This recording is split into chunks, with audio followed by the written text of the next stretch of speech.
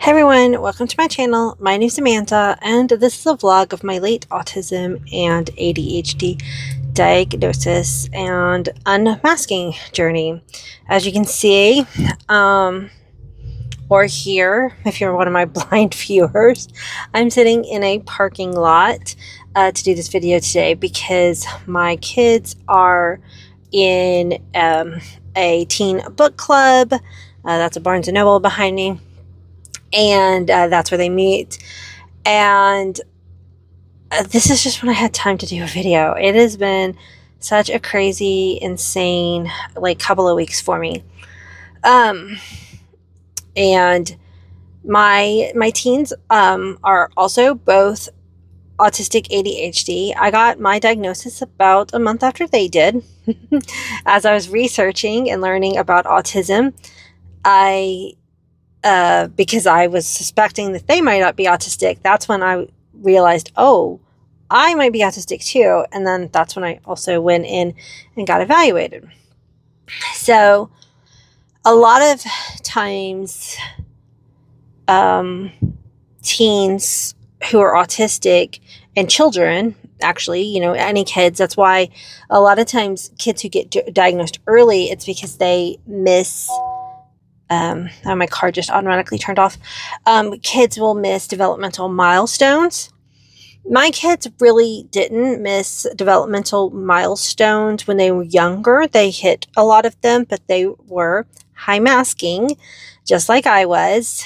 But as they got older, things like making and maintaining friends was becoming harder for them. That was one of the key things that I noticed about my own kids, that they were really struggling to make friends, while I know that they are really awesome, great kids.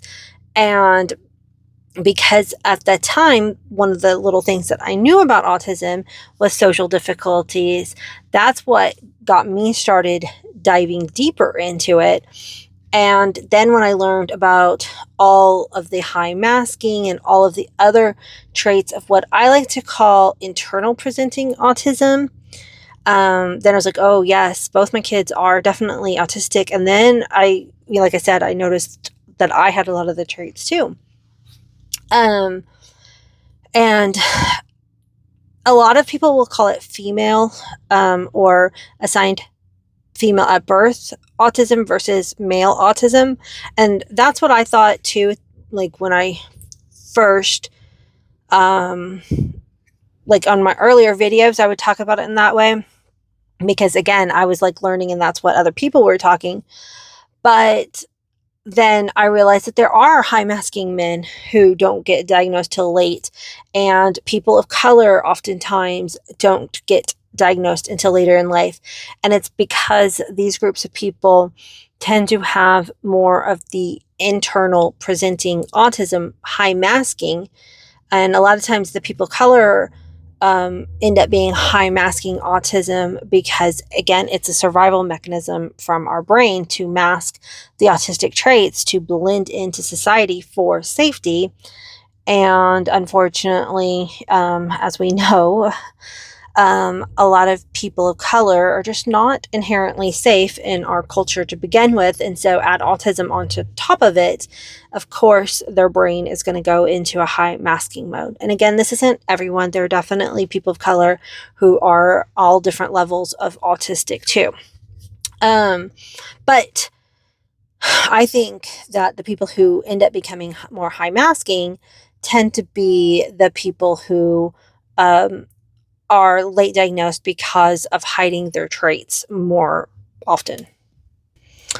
Anyway, so what I was talking about, before I kind of went on this tangent, is that, so my kids weren't very late with their milestones early on, but then as they kind of hit puberty age and stuff like that, then that's when, again, some of their milestones did start to slow down, which, a lot of times parents aren't even paying attention at that time, because you're past are they, night sleeping? Are they potty training? Are they walking? Are they feeding themselves? All those milestones, when parents are like, oh, I've got these little kids and I'm very excited about their milestones. But preteens and teenagers have milestones too, and social development is definitely one of them. And again, my kids were very, very bright. They were very, very smart kids, and they have what's the word I'm looking for? The hyperlexic, way above their reading age. And the problem is when they would be around other kids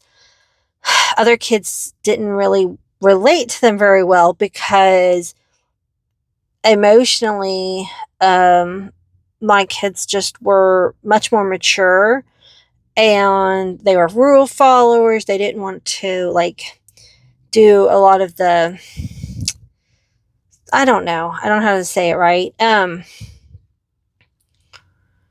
They just didn't fit in with their own peer group. Let's say that. Like, they would much rather talk to adults ever since they were like 10 and 12 than they would their own peer group, which is also something that I did as a kid. I got along much better with my Girl Scout leaders than the kids in my actual Girl Scout troop when I was a kid and a teenager. But, so one of the other milestones that a lot of autistic teens end up being delayed on is driving. I was high masking, and I was highly motivated to learn to drive because I had a single mom, and who also we now know is she was undiagnosed autistic too. And so she was also barely coping because she was not diagnosed, and she had 2 kids who were undiagnosed autistic. My sister was diagnosed ADHD, but not autistic, although we're both autistic ADHD. And so my mom was doing the best she could to raise us. And now, looking back, I can only imagine as a single mom how incredibly difficult that was.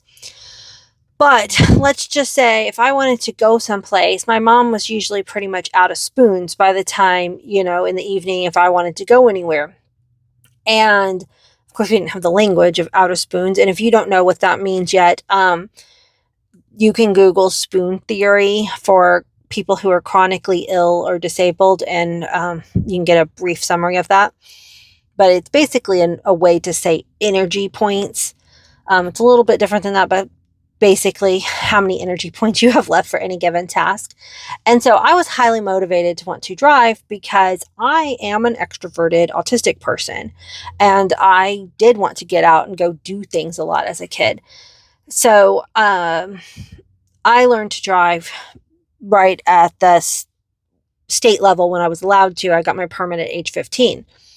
My twins, because they have me as a stay-at-home mom and they can rely on me driving them places, they did not want to learn how to drive.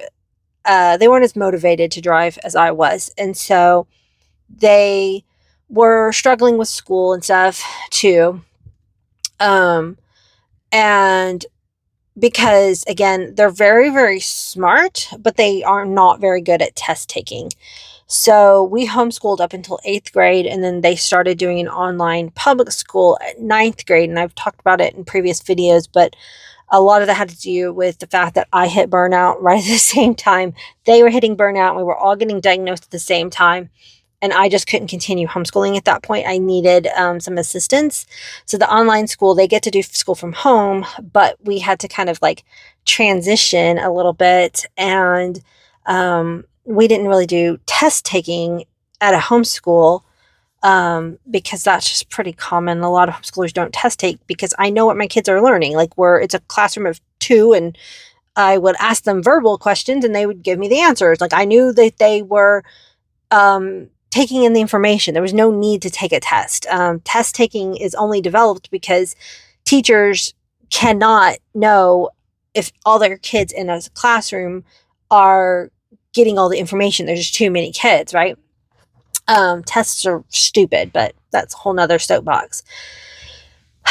But if you've never really taken tests and you never learned how to weed out, when you have multiple choice questions and stuff like that. So they have IEPs, And that helps because they are much better if they get a fill in the blank where they can just write down the answer, because they know the stuff. They just don't know how to weed out the trick questions. When there's one in there that like is there to trick you, like they can justify all the answers. Anyway, so school was kind of really stressful and all of that. So they did driver's ed last year at 16 and a half, where, they could have started driver's ed as early as 15. Now they're 17.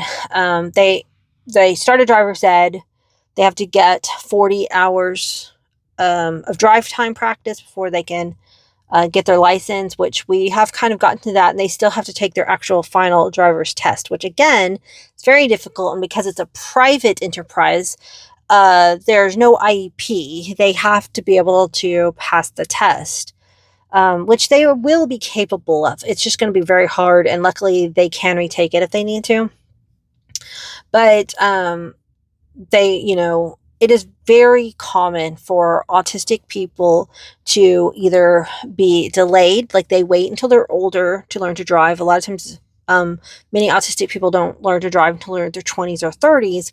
And there's a lot of autistic people who don't drive at all. They just, because of the sensory aspect of driving and how many things are like, how many things you have to pay attention to all at once and how fast you have to make decisions.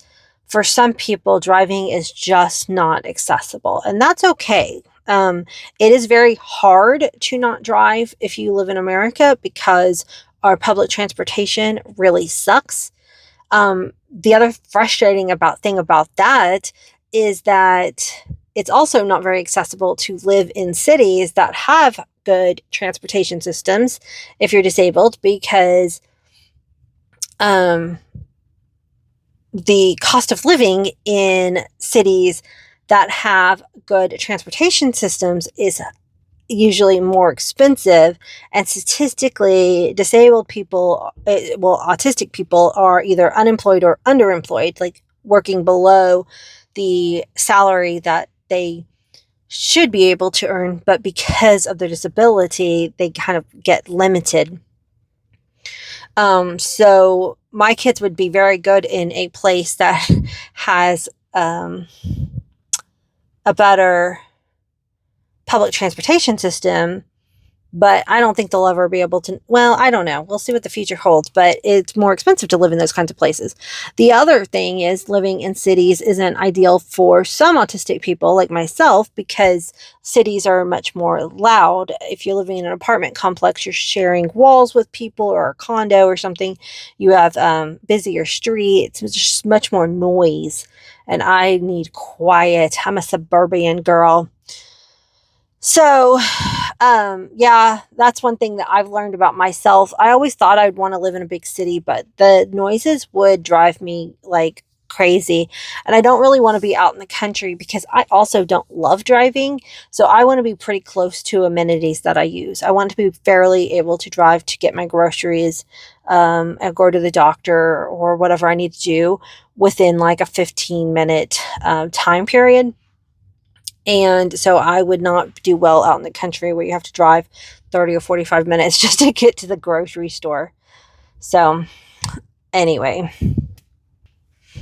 so even after my kids get their driver's license, they probably we're going to limit them to daytime driving for a while, just because I've noticed with, they have to have so many hours of daytime driving and so many hours of nighttime driving, and they are capable of nighttime driving.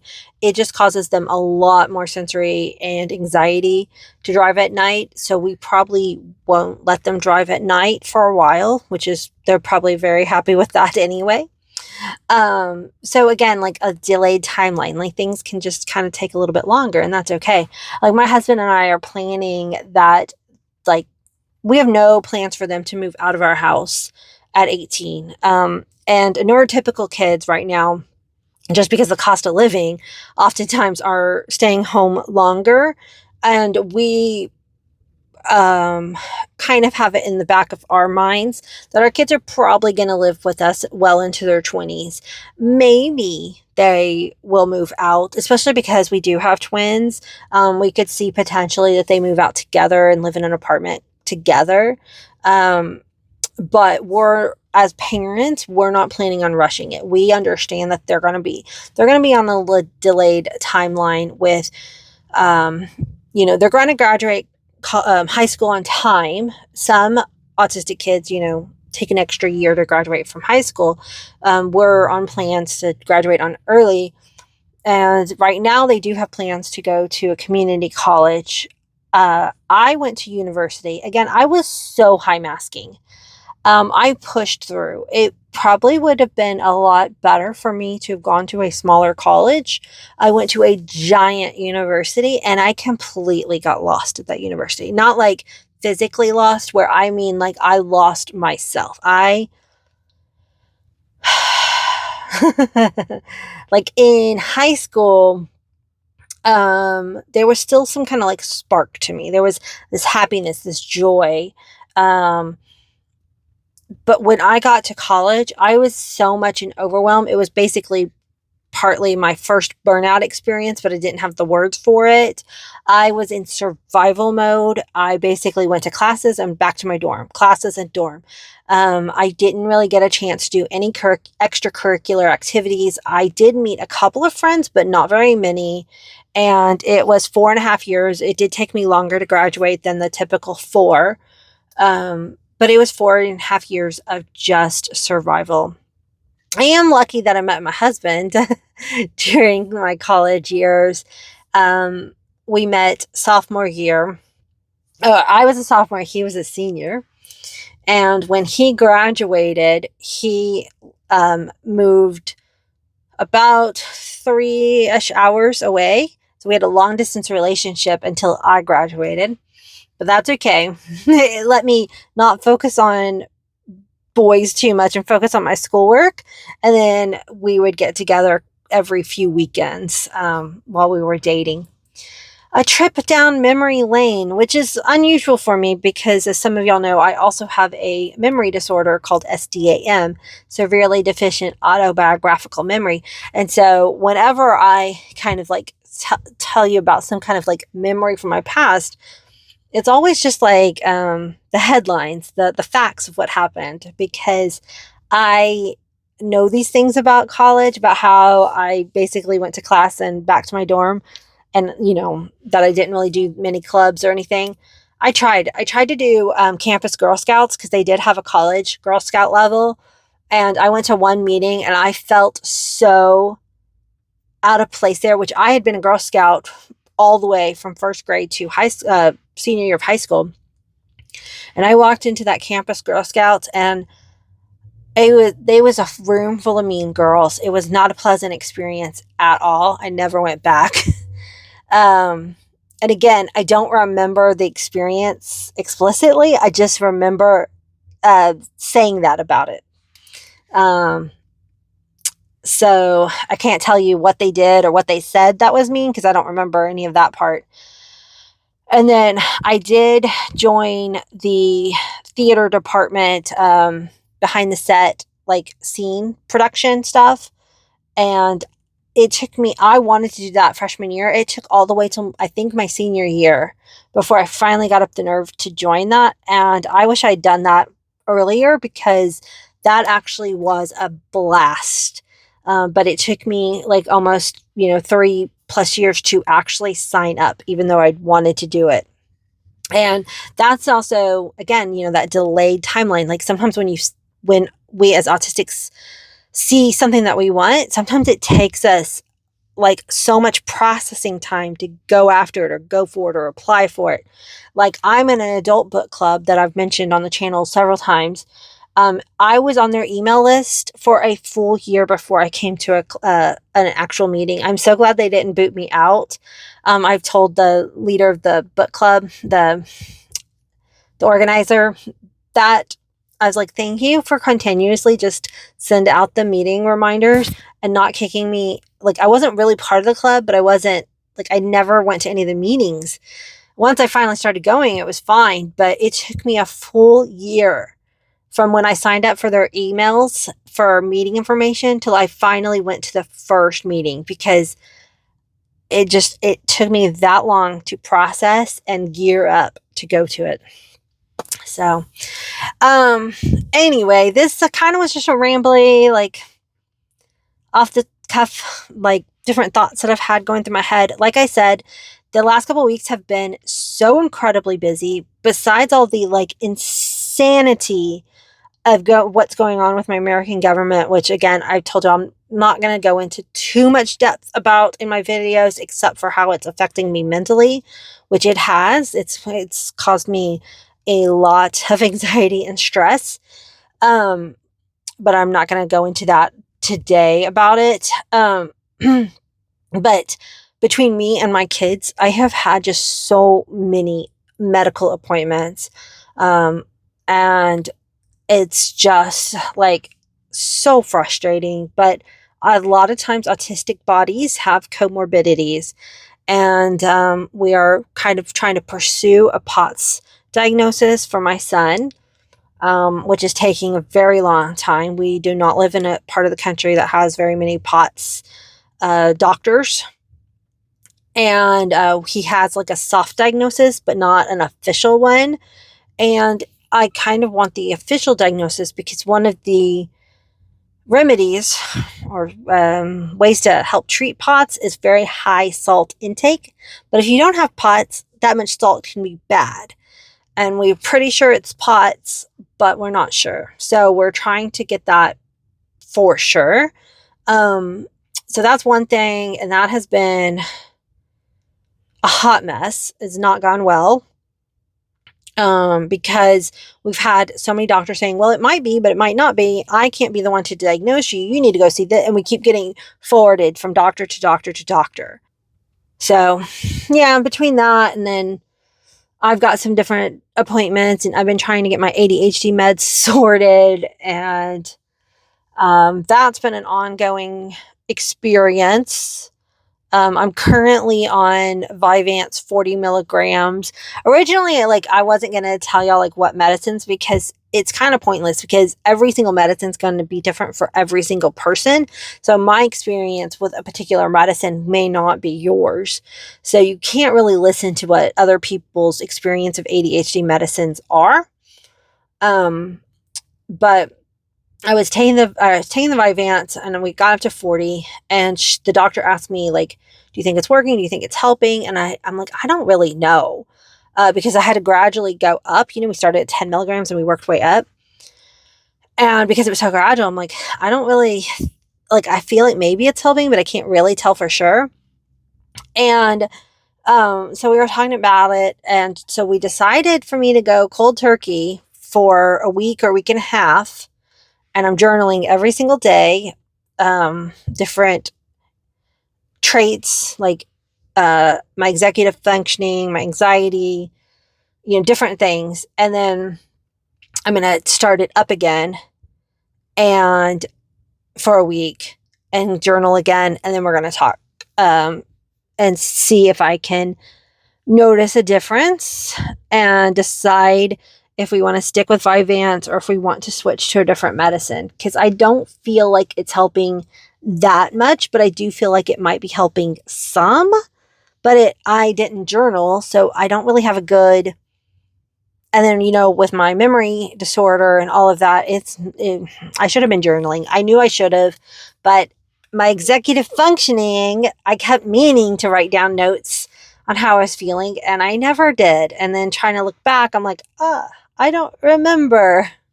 So anyway, thank you guys so much for listening. And I hope y'all are all doing something to take care of yourself, especially if you are affected by American politics. We've all got to be there for each other. These are not good times. Well, next one, guys. Bye. I just want to add really quick, When I say that I'm not necessarily talking about politics, it's not because I want to be one of those people who's like, oh, I don't think we should talk about politics. No, I do think we should all be talking about politics. But I also know and understand the need that we sometimes need some brain space away from political talk. And since I'm not really a political expert or anything like that, I am trying to keep my content slightly off of politics, except for how it relates to my mental health, because this is also a vlog. And I'm leaving the breakdowns of like what's actually happening politically in our country to the experts, except for to talk about it again here and there, because it does. Politics affects all of us in every single way of our life. And we all need to be speaking out and doing what we can to stop the fascist takeover of our government. And so I'm not trying to be like, oh, you know, we should all just get along. No, we need to end hate. So by now, anybody who's watched me at all should know where I stand politically.